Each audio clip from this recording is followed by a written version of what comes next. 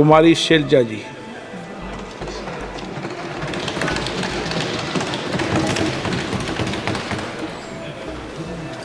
धन्यवाद अध्यक्ष महोदय।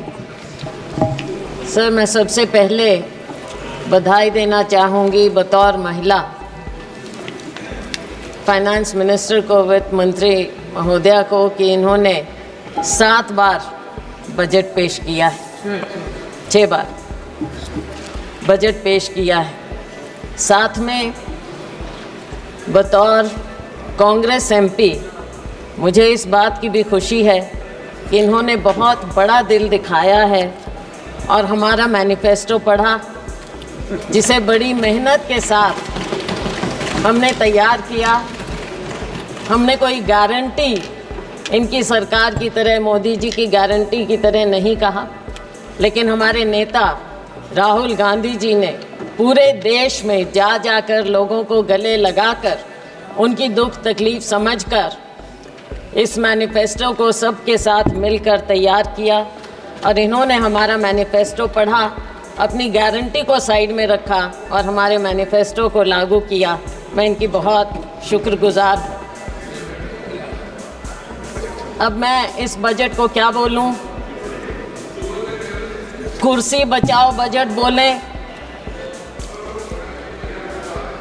विकसित बजट नहीं लेकिन विचलित बजट बोलें, या फिर एक और जुमला बजट बोलें, क्योंकि फिर बार बार हमें जुमले नज़र आते हैं इसमें। आपने 4 लोगों की बात की, लेकिन ये 4 कौन लोग हैं? गरीब, महिलाएं, युवा, हमारा अन्नदाता किसान। लेकिन इनकी गिनती कैसे हो? क्या मालूम पड़े कौन क्या है? क्या मालूम पड़े कि ये योजनाएं किसके लिए बनाएं? क्या मालूम पड़े कि टारगेट ग्रुप कौन है? अगर आप कास्ट सेंसस नहीं करेंगे, अगर आप सेंसस को सार्वजनिक नहीं करेंगे, राहुल जी ने, हमारे नेता ने मांग की कि सेंसस किया जाए, कास्ट सेंसस किया जाए, लेकिन ये सरकार चुप्पी साधे। एंड आई वंडर कि इसके बारे में इनके सहयोगी नीतीश कुमार जी क्या कहना चाहेंगे कास्ट सेंसस के बारे में। उन्हें तो बहुत कुछ मिला है, लेकिन सर ये बजट है किसके लिए ये भी तो पता चले। क्या केवल 2 राज्यों को ही उन पर मेहरबानी हुई है, या पूरे देश पर भी कुछ नज़र डाली गई? ऐसा नज़र नहीं आता कि 2 राज्यों के अलावा कुछ दिखा हो, या फिर भाजपा शासित प्रदेशों के अलावा कुछ नज़र आता हो। सर, मुझे याद आता है कि जब माननीय प्रधानमंत्री जी मोदी जी माननीय मुख्यमंत्री होते थे और उस समय हमारी सरकार थी और वो एनडीसी की मीटिंग में आते थे, अब तो खैर एनडीसी भी नहीं रहा, और वो हमेशा कोऑपरेटिव फेडरलिज्म की बात करते थे। अब शायद वो शब्द पूरी शब्दावली से निकल चुका है, कम से कम भाजपा की और सरकार की शब्दावली से निकल चुका है। लेकिन 2 राज्यों को भी मैं थोड़ा आगाह करना चाहूँगी। नीतीश जी तो हमारे साथ पुराने रह चुके हैं, 10वीं लोकसभा में थे, सब समझते हैं। नायडू जी भी बहुत अनुभवी हैं, राजनीतिज्ञ हैं। इनकी बातों पर ना जाएं। आज बेशक लगता हो कि बहुत कुछ दिया है, लेकिन नज़र फेरते देर नहीं लगती, तो इसलिए उनको भी मैं आगाह करना चाहूँगी। आज खुशियाँ मनाएं, लेकिन समय बदलते देर नहीं लगेगा सर। तो ये जो बजट पेश किया गया, इसमें जो इन्होंने गारंटी की बात की, शायद लोगों को विश्वास नहीं हुआ और इसीलिए 303 से लेकर 241 पर आ गए। विश्वास पैदा करना इनका काम है। इन्होंने विश्वास खोया और तभी ये डाउनस्लाइड हुआ। आज के दिन भी जब बातें होती हैं बजट में, हम सुनते हैं तो ऐसा लगता है कि कुछ पर मेहरबान और बाकियों को दरबान बना दिया गया। दरवाजे के बाहर खड़े रहो, अगर मेहरबानी होगी तो शायद आपको कुछ मिल पाएगा। सर, जब प्राकृतिक आपदा की भी बात होती है, भाजपा शासित प्रदेशों के लिए तो सेंट्रल असिस्टेंस की बात की गई, बजट में, लेकिन हिमाचल प्रदेश की जब बात हुई तो एक्सटर्नल एजेंसीज़ की बात आ गई वहाँ पर कि उनके माध्यम से मदद की जाएगी। ऐसा भेदभाव क्यों? ये नहीं होना चाहिए और इसकी हम घोर निंदा करते हैं कि आप सबके साथ ऐसे भेदभाव। और फिर एक बात और सर, हरियाणा, महाराष्ट्र, झारखंड और शायद जम्मू कश्मीर चुनाव की ओर जा रहे हैं, पर ऐसा लगता है कि सरकार ने पहले ही हार मान ली। इन राज्यों का जिक्र तक नहीं, 3 राज्यों का जिक्र तक नहीं हुआ, कुछ दिया तक नहीं। और दुख इस बात का है कि आज 3 केंद्रीय मंत्री हैं हरियाणा से केंद्र में, एक तो मुख्यमंत्री भी रह चुके, लेकिन हरियाणा को कुछ नहीं मिला। मुझे मालूम नहीं कि अंदरूनी इनकी क्या बातें होती हैं, वो तो खैर सार्वजनिक हो नहीं सकती, लेकिन दुर्भाग्य है मेरे राज्य का, हरियाणा का, कि 3 केंद्रीय मंत्री होने के बाद भी हमें हरियाणा को ये कुछ ना दे पाए हैं और नाम तक लेना मुनासिब नहीं समझा। सर, किसान की बात है, किसान की आय दुगनी करने की बात कही गई। स्वामीनाथन कमेटी रिपोर्ट की बात लागू करने की शुरू में की थी, लेकिन बहुत कन्वीनियंटली आसानी से अब स्वामीनाथन कमेटी रिपोर्ट का नाम तक नहीं लिया जाता है। एग्रीकल्चर का, कृषि सेक्टर का बजट आधे के करीब हो गया है। 2019-20 में जहां 4.97% था, इस बजट में आपने 2.74% करके छोड़ दिया है। बात करते हैं एमएसपी की। एमएसपी के बारे में कहा गया माननीय वित्त मंत्री जी ने कि आपने बहुत से उपजों को इस बार एमएसपी दिया है, लेकिन क्या आपने स्वामीनाथन कमेटी रिपोर्ट के मुताबिक फॉर्मूला अपनाया है? C2 plus 50%? नहीं, बिल्कुल नहीं, क्योंकि आप भूल चुके हैं उसे।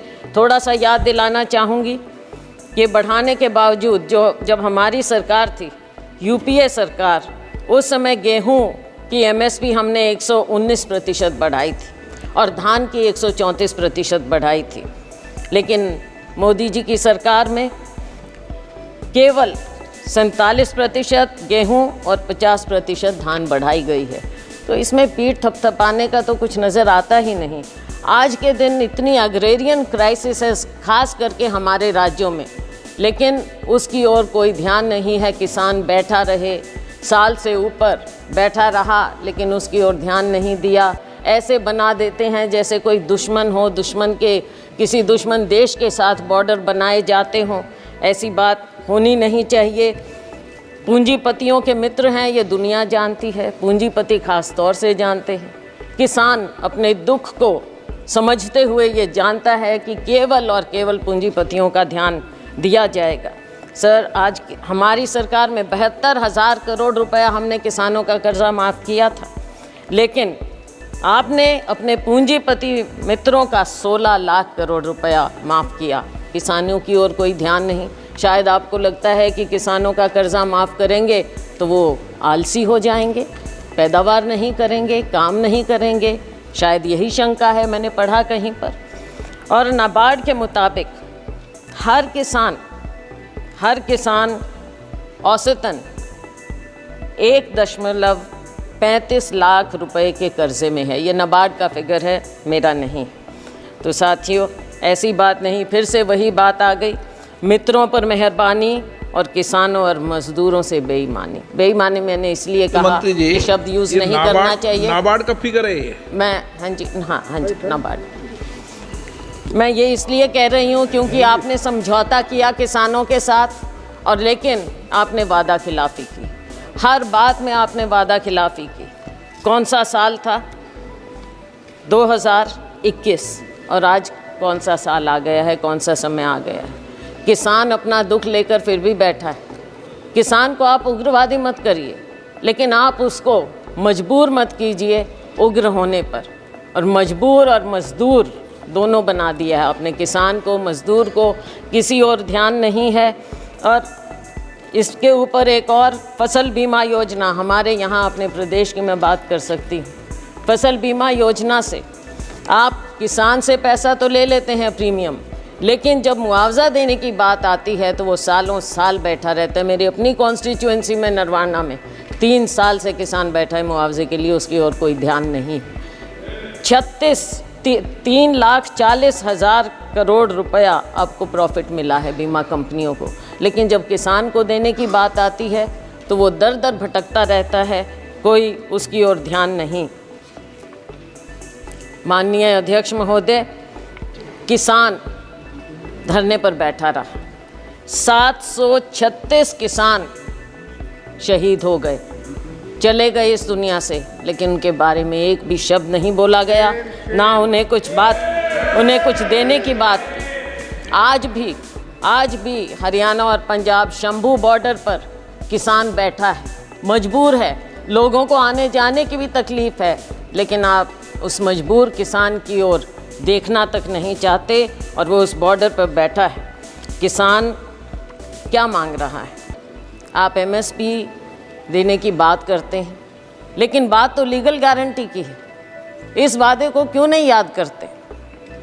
किसान को जब तक आप लीगल गारंटी नहीं देंगे उसके एमएसपी की, तब तक आप किसान के साथ इंसाफ नहीं कर सकते। और ये किसानों से आप पूछ लीजिए, हम जिस अन्नदाता की आपने बात की, अगर अन्नदाता कमज़ोर होगा तो ये देश कभी आगे पनप नहीं सकता, ना किसी का विकास होगा और ना ये विकसित भारत हो सकता अगर किसान और मजदूर इस तरह से मजबूर हो जाएगा।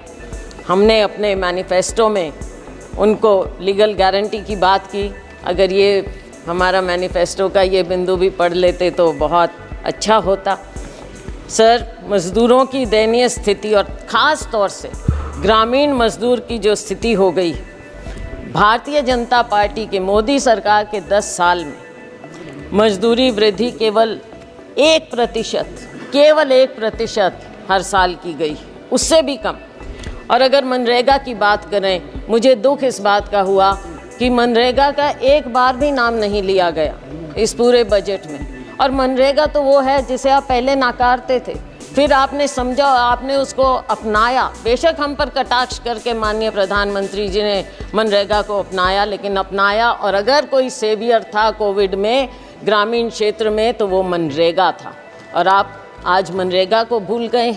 मनरेगा बजट समय से याद ही नहीं रखते हैं। और गरीब को जब आप याद ही नहीं रखेंगे, मज़दूर को ग्रामीण क्षेत्र में सबसे ज़्यादा बुरा हाल है। किसान का और ग्रामीण मज़दूर का, खेती और मज़दूर का चोली दामन का साथ है। आपने दोनों को भुला दिया है। देश कहाँ आगे जाएगा? केवल पूंजीपतियों के लिए। ग्रामीण क्षेत्र में भी आपने पूंजीपतियों को घुसा दिया, और वो भी बड़े बड़ों को। साइलोज वहाँ पर लग गए, वहाँ पे मज़दूर भी। मंडियों में मज़दूरों का बुरा हाल है। आज वो बेरोज़गार हो गए हैं, आज उनको 2-3 हज़ार रुपया महीने का मिलता है। मज़दूर और दयनीय हो गया है, तो इस पर आपको ध्यान रखना चाहिए। न्यूनतम वेतन प्रतिदिन का 400 रुपया होना चाहिए। ये देश भर की डिमांड है, और हम कहते हैं कि हमारा समय आएगा, हम 400 रुपया ज़रूर करेंगे, और ये होना चाहिए। सरकार को इस बात को मानना चाहिए, गरीब की बात को मानना चाहिए, मनरेगा की बात को, कि न्यूनतम वेतन आप 400 रुपया करें। आप गरीब को भी 5 किलो अनाज देकर कृपया लाइन में ना खड़ा करें, उसे उसका हक दें, उसको ऊपर उठाने की बात करें, ना कि केवल आप कहते हैं कि 80 करोड़ रुपए लोगों को दे रहे हैं। तो क्या 80 करोड़ लोग लाइन में लगे रहेंगे? हमेशा गरीब रहेंगे और अमीर होता जाएगा, जीडीपी बढ़ता जाएगा। किसके लिए? केवल आंकड़ों के लिए। और सर, महंगाई की बात मुझे याद आती है, सुषमा स्वराज जी बहुत सम्मानित, हमारे पूरे सब उनको मानते थे, नेता थे, भाजपा की बहुत वरिष्ठतम नेताओं में से थी। मुझे याद है जब बजट एक बार पेश किया गया, और उसमें उन्होंने कहा, प्रणब मुखर्जी साहब वित्त मंत्री थे, और उन्होंने कहा, दादा आंकड़ों से पेट नहीं भरता। मैं ये याद दिलाना चाहूँगी सत्ता पक्ष को कि आंकड़ों से पेट नहीं भरेगा। गरीब को, युवा को रोज़गार चाहिए, गरीब को वेतन चाहिए, गरीब को केवल 5 किलो अनाज देकर आप पंक्ति में, आखिरी पंक्ति में खड़ा मत कीजिए। महंगाई पर नियंत्रण लाइए। महंगाई पर नियंत्रण आप क्यों नहीं कर पा रहे हैं? जो ऑयल कंपनीज हैं उनका मुनाफा बढ़ता जाता है, लेकिन क्या आप आम उपभोक्ता को कोई राहत देते हैं? क्या किसान तक कोई राहत पहुंचती है? गरीब तक कोई राहत पहुंचती है? आज इन्फ्लेशन कितना बढ़ता जा रहा है। फूड इन्फ्लेशन के बारे में माननीय वित्त मंत्री जी ने पासिंग में कहा कि हम इसका इंतज़ाम करेंगे, लेकिन कैसे इंतज़ाम करेंगे? दाल, आपके सब्जियां सब इतनी महंगी होती जा रही हैं। क्या अनाज केवल एक है? केवल अनाज? क्या गरीब आदमी सब्जी या कुछ नहीं खाए, प्याज नहीं खाए, आलू नहीं खाए, कोई सब्जी नहीं खाए, वो उस तक पहुंचता नहीं? पहुंचता है तो कितना महंगा मिलता है। वित्त मंत्री प्याज नहीं खाती है। प्याज नहीं खाती है। चलो वो तो अपने खाने का अलग टेस्ट है, वो कोई बात नहीं, लेकिन गरीब आदमी तो प्याज और आलू खाता है ना, उसको तो कुछ और नहीं मिलता। Oh my God. अच्छा, तो आटे दाल का भाव पता होना चाहिए। और एलपीजी की जो आंसू आपने पहुंचने की बात कही थी, आज आंसू आपको महिलाओं के, बहनों के नज़र नहीं आते। शिक्षा की हम बात करें तो शिक्षा का स्तर जिस कदर गिरता जा रहा है, मेरे अपने राज्य में प्राइमरी स्कूल सैकड़ों की संख्या में बंद होते जा रहे हैं, और लेकिन सरकार का उसकी ओर कोई ध्यान नहीं है। सरकारी स्कूलों में गरीबों के बच्चे पढ़ते हैं, अमीरों के नहीं। हमारे माँ बाप सरकारी स्कूलों में पढ़कर ऊपर आए थे, और उन्हीं के कारण हम आज यहाँ पर खड़े हैं। अगर आप सरकारी स्कूल इस तरह से बंद करते रहेंगे तो बच्चों के भविष्य का क्या होगा? नीट की बात कही, हमारे नेता राहुल जी ने इस बात को उठाया, और इन्होंने जो कहा, कोई जिम्मेवारी लेता क्यों नहीं है? जिम्मेवारी तो लेनी पड़ेगी, सरकार है। जिम्मेवारी अगर नहीं लेंगे तो देश आपको दिखा देगा, हमारा युवा आपको दिखा देगा। बेरोज़गारी की दर दिन ब दिन बढ़ती जा रही है। ILO के आंकड़ों के मुताबिक 2022 में यूथ की अनएम्प्लॉयमेंट हमारे यहाँ 23% थी, चीन में 13%, पाकिस्तान में 11%, सीरिया जो कि कॉन्फ्लिक्ट जोन है वहाँ पर 22% है। तो हमारे यूथ का ये बदहाली क्यों हो रही है? आप स्किलिंग की बात करते हैं, क्या आपने प्राइवेट सेक्टर से पहले बात की? क्या वो आपकी बात को, आपकी स्कीम को, जिसको इतने विस्तार से और बहुत अखबारों में, मीडिया आप कंट्रोल करते हैं, मीडिया में इस कदर दिखाया गया, लेकिन क्या आपने उनसे बात की? और क्या गारंटी है कि एक बार वो आपकी स्कीम का फ़ायदा उठाकर 2-3 महीने में छुट्टी नहीं कर देंगे इन बच्चों की जिनको रोज़गार मिल रहा है? तो ऐसे कैसे बात बनेगी? हमने तो अपनी उसमें, हमारा मैनिफेस्टो पढ़ते तो पहली नौकरी पक्की का वायदा राहुल जी ने किया था, वो सुन लेते।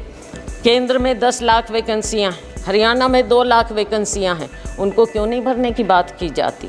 और बैकलॉग है SC BC का, उनकी और आपने बिल्कुल ध्यान ही नहीं दे रहे हैं। बैकलॉग को भी तो भरिए। और अगर ये प्राइवेट सेक्टर इतना ज़्यादा आएगा, वहाँ पर क्या आपने आरक्षण किया है? कहाँ जाएंगे हमारे लोग? रेलवेज़ में आपने जो सबसे बड़े डिफेंस रेलवेज़, यहाँ पर मिलता ही नहीं है, रोज़गार ही नहीं मिल रहा है, आपने बंद कर दी हैं सब नौकरियाँ। तो हमारे लोग, युवा कहाँ जाएगा? स्किल इंडिया का क्या हुआ? आज के दिन बेरोज़गारी इस कदर आपके सामने मुंह बाय खड़ी है, और आपको अगर नज़र नहीं आता तो आपको आने वाले जो ये चुनाव होंगे इन राज्यों में आपको नज़र आ जाएगा। वैसे जो अभी उपचुनाव हुए उसमें भी आपको नज़र आ गया होगा। तो साथियों, जब बेरोज़गारी इतनी बढ़ती है तो गलत आदतें भी बढ़ जाती हैं। मेरे अपने राज्य में, मेरे अपने यहाँ सिरसा, हिसार, अम्बाला, पूरे हरियाणा में नशा बढ़ता जा रहा है। कहाँ हरियाणा था? हमारे यहाँ बोलते हैं देसा में देश हरियाणा, जित दूध दही का खाना। लेकिन आज के दिन हरियाणा तो ऐसा हो गया, ऐसा देश हरियाणा हो गया जहाँ पे अपराध और नशे का ठिकाना बन गया है। कोई देसा में देश हरियाणा। सर 1-2 बिंदुओं पर और केवल मैं नज़र डालूंगी। अग्निवीर की बात है। अग्निवीर के खोखलेपन का पर्दाफाश राहुल गांधी जी ने यहाँ पर इस सदन में किया है। सरकार कितने ही टॉल क्लेम्स करे, लेकिन असलियत अगर आप ज़मीन पर जाएंगे तो आपको पता चल जाएगी। आपने 2 कैटेगरी बना दी है। अगर जो अफसर है और या जो साधारण जवान है सेना में, वो तो शहीद हो जाएगा, उसके परिवार को पेंशन मिलेगी। और जो गरीब का बेटा है, गरीब का बेटा केवल अग्निवीर कहलाएगा। केवल नाम मिलेगा उसे, और क्या मिलेगा? कैसे जाएगा वो? आप सेना के साथ भी नाइंसाफ़ी कर रहे हैं, हमारे युवा के साथ भी नाइंसाफ़ी कर रहे हैं, हमारे जवान के साथ आप नाइंसाफ़ी कर रहे हैं। सर, हरियाणा की आबादी देश की लगभग 2% है, लेकिन सेना में हमारा हिस्सा 10% के करीब है। आज के दिन आपने क्या इंसेंटिव छोड़ दिया हमारे युवाओं के लिए? कुछ नहीं छोड़ा। ये योजना पूरी तरह से युवा विरोधी है, जवान विरोधी है और सेना विरोधी है। हम डिमांड करते हैं कि आप अग्निवीर योजना को इमीडिएटली ख़त्म कीजिए और जय जवान जय किसान के नारे को फिर से बुलंद कीजिए। किसान को भी खुशहाल करिए, जवान को भी खुशहाल करिए। सर, SCBC की बात मैंने कही, ना बैकलॉग ख़त्म किया जा रहा है और ना नई नौकरियां मिल रही हैं, ना प्राइवेट सेक्टर में कुछ इनके लिए है, और ना इनकी scholarship, pre matric, post matric scholarship के साथ जो जिस तरह से नाइंसाफ़ी की जाती है, समय पर बच्चों को दिया नहीं जाता। हरियाणा में मेडिकल 9,000 से ज़्यादा, 10,000 के करीब स्टूडेंट थे, 3-4 साल से नहीं दी उनको स्कॉलरशिप। जब चुनाव आया तब आपने रिलीज़ की। इसमें भी राजनीति, गरीबों के साथ, हमारे SCBC के साथ भी राजनीति आप ऐसे करेंगे? क्या इतनी किल्लत है पैसे की कि आप गरीब से गरीब को उसकी स्कॉलरशिप नहीं देना चाहते? डॉक्टर अंबेडकर स्कॉलरशिप से आगे बढ़े थे। डॉक्टर अंबेडकर इकोनॉमिस्ट थे, लेकिन अगर आप बच्चों को मौका ही नहीं देंगे, वो कहाँ से आगे निकलेंगे? माननीय सदस्य, ये संसद है, हरियाणा विधानसभा नहीं है, इसका जवाब कैसे देगी? सर, बजट है, सर, बजट तो है, बजट में राज्य की अनदेखी हुई है सर। सही बात कहना सर, पड़ेगा। आपको भी राजस्थान से प्यार होगा सर। सर, आप अध्यक्ष हैं लेकिन राजस्थान से प्यार रखते हैं। राजस्थान विधानसभा बोलूँगा। सर, आपने स्पेशल कंपोनेंट प्लान खत्म कर दी, सब प्लान बंद कर दिया और सारे फंड्स डाइवर्ट किए जाते हैं। अब एक आध दिन पहले हिंदुस्तान टाइम्स में रिपोर्ट थी, मध्य प्रदेश में फंड्स डाइवर्ट कर दिए जी। किस चीज़ के लिए? गौशालाओं के लिए। गौशाला और SC/ST का उससे क्या लेना देना? लेकिन SC/ST के फंड्स आप गौशालाओं में दे रहे हो, तो ये कहाँ से ये डाइवर्जन हो रहा है? सरेआम डाइवर्जन हो रहा है। क्यों डाका डाल रहे हैं गरीबों के बजट पर, SC/ST के बजट पर? सर, जहाँ तक कि हेल्थ की बात है, हेल्थ का एक्सपेंडिचर भी गिरता चला जा रहा है और पिछले समय में 2% के करीब आपने 2 साल बजट एस्टिमेट्स में और एक्सपेंडिचर में फ़र्क आ गया है सर, तो आगे वो गिरता ही चला जाएगा। और सर, आपकी कमिटमेंट हेल्थ सेक्टर में कोविड में देखा, लेकिन उसके बाद भूल गए। मैं एक और, आप सर बुरा नहीं मानना, अपना राज्य होता है, थोड़ा सा मेरे को बोलने दीजिए। सर, हरियाणा में माननीय प्रधानमंत्री जी ने फाउंडेशन स्टोन रखा था आयुष यूनिवर्सिटी का, क्या हुआ उसका? आज तक एक पत्थर नहीं लगा है कुरुक्षेत्र में, एक पत्थर। माननीय वित्त मंत्री जी पता करें। और सर, सिरसा में मेडिकल कॉलेज का नींव पत्थर माननीय प्रेसिडेंट साहब ने, राष्ट्रपति महोदया ने रखा, वहाँ भी टेंडर तक नहीं हुआ है। तो कैसे होगा? ये हेल्थ के प्रति है। आप बच्चों के बारे में एक शब्द नहीं। कुपोषण सबसे ज़्यादा हमारे ग्लोबल हंगर इंडेक्स के मुताबिक 2023 के मुताबिक 125 देशों में इंडिया की दर 111 है। पिछले साल 107 थी, इस साल 111 पर हम आ गए हैं। भूखमरी, कुपोषण बच्चों के लिए क्या हो रहा है? अब वर्किंग महिलाओं की बात, अगर हमारी बात सुन लेते, राहुल जी ने प्रॉमिस किया कि हर गरीब परिवार में हम एक महिला को 1 लाख रुपया देंगे। अगर आप दे देते महिलाओं का तो अपने आप उद्धार हो जाता। थोड़ा सा सुन लेते, हमारी थोड़ी बात मान लें, इसमें कोई शर्म की बात नहीं है। आपके पास आइडियाज़ नहीं हैं, हमारे पास हैं, हमारे आइडियाज़ ले लें, सुझाव ले लें, तो देश का भला हो जाएगा, बहुत भला हो जाएगा। हमारे पूर्व मुख्यमंत्री जी यहाँ पर अब मंत्री हैं, बहुत बढ़िया उनके पास मंत्रालय हैं, लेकिन अगर शहरों की बदहाली, आप एक तो नाम बदलने का बड़ा शौक़ है, अब सिर्फ इसलिए क्योंकि JNNURM राजीव आवास योजना रखा, नाम से आपको थोड़ी दिक्कत है, शायद नफ़रत है, तो वो नाम बदल दिए स्मार्ट सिटी। अब सर, स्मार्ट सिटी फरीदाबाद में, आप अगर 2 कदम पर है Faridabad, it is an overgrown urban slum. कहाँ से स्मार्ट सिटी है वो? किस हिसाब से? कचरे के ढेर हर जगह। और मिलेनियम सिटी गुड़गांव, खुद कॉलीग वहाँ से मंत्री, वहाँ से एमपी। 2 दिन पहले उनका इतना बड़ा इंटरव्यू छपा था कि वहाँ पर क्या बदहाली है गुड़गांव में कचरा प्रबंधन की। आप उनकी ही बात सुन लें क्या हो रहा है। मैं उम्मीद करती हूँ कि आपस में कॉलीग्स जो माननीय पूर्व मुख्यमंत्री हैं वो अपने यहाँ पर कॉलीग की बात सुनेंगे, दूसरे फरीदाबाद में एक और कॉलीग हैं केंद्रीय मंत्री, उनकी बात सुनेंगे। इन शहरों का तो थोड़ा आप कल्याण करिए। मैं जानती हूँ आप हताश हो चुके हैं हरियाणा की तरफ से, लेकिन हरियाणा के लोगों का 10 साल आपको मौका मिला, कुछ तो कर दीजिए, कुछ तो कर दीजिए हरियाणा का। पीठ मत दिखाइए हरियाणा को। अच्छा, स्वच्छ भारत का कहीं जिक्र ही नहीं है, भूल गए। वो ऐनक भी फेड हो गई जो गांधी जी की आपने ले ली थी और हर दीवार पर चिपका दी थी, वो ऐनक भी अब नज़र नहीं आ रही है। पता नहीं क्या हुआ, वो कचरे में ही शायद उसको भी लिप्त कर दिया आपने। सर, रेलवेज़ माननीय मंत्री जी थे यहाँ भी, तो उनकी बात चलो मेरे कॉलीग बोल देंगे, मैं और ज़्यादा समय 1-2 मिनट और लेकर ख़त्म करूँगी। तो रेलवेज़ का भी जो हाल है हरियाणा में डिटेल में मेरे कॉलीग बता देंगे, लेकिन 1-2 बात ज़रूर कहूँगी कि जो उस समय मुख्यमंत्री थे उन्होंने गुड़गांव फरीदाबाद के लिए जनवरी 16 में कहा था, ट्वीट किया था, आज तक कुछ नहीं। बल्लभगढ़ मेट्रो सैंक्शन हुई थी, आज तक उसके बारे में कुछ नहीं, ना कोई प्रावधान, ना कुछ और, ना एनसीआर का ध्यान, ना हमारे राज्य का ध्यान।